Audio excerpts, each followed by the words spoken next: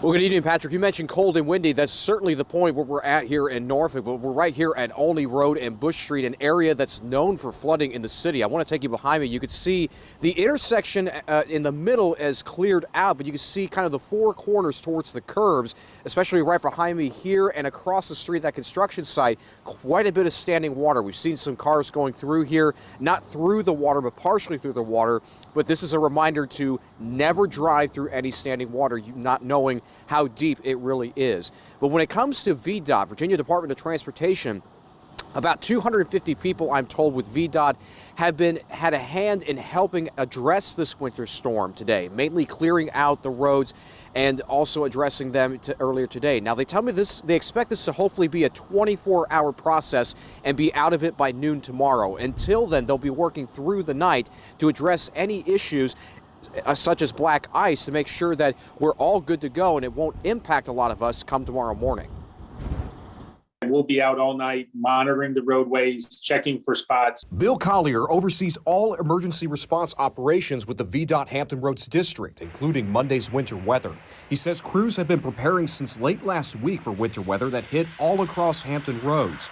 News 3 saw snow Monday afternoon in Virginia Beach from the oceanfront to town center and everywhere in between throughout the city. Collier tells me their priority is keeping wet pavement from freezing overnight for morning commuters. For today's storm, it was mostly salt. We did have help from the temperatures, pavement temperatures being warm, melting some of the snow as it fell. We really didn't have enough accumulation on the roadway to plow. So the salt basically helps lower the freezing temperature of a saltwater mix. We're basically turning wet pavement and putting a little bit of salt on the road to keep that moisture that's on the road more of a salt water rather than just plain rainwater. He says Monday some of VDOT's busiest areas included Williamsburg, James City County, and the Eastern Shore, and they'll continue working overnight. I want to check those ramps, make sure we don't have any, piles of snow that might be melting and bleeding over into the curves of the ramps or something that might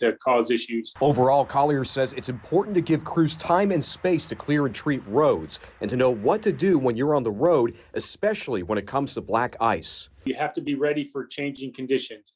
One area may be dry and you may be able to safely drive the speed limit, and the next minute you're in an area that maybe gets a little bit less sun or for whatever reason has a little bit more moisture in the roadway and that area freezes. So you have to be ready to respond quickly.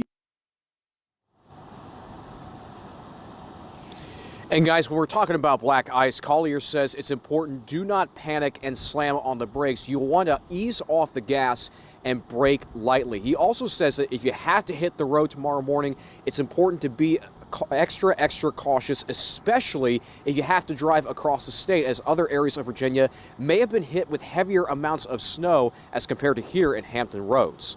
Live in Norfolk, Zach Dahlheimer, News 3.